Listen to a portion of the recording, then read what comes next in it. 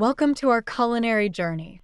Today, we're exploring the delightful world of biryani, an aromatic rice dish cherished throughout South Asia.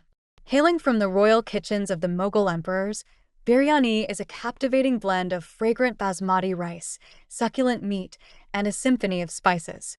Celebration is truly complete without this exquisite dish.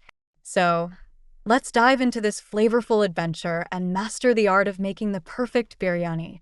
Here's a step-by-step guide to creating a delicious pot of biryani.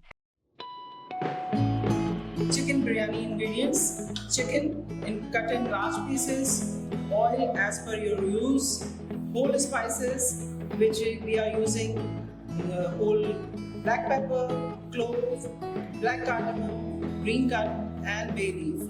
Some of the vegetables are there: tomatoes, onions, green chili, lemon juice we are using in our rice, ginger paste, garlic paste, yogurt, basmati rice, and some of the spices are: we have cinnamon sticks, whole grain powder, red chili powder, turmeric powder, salt as per your taste, chili flakes, cumin powder and coriander powder.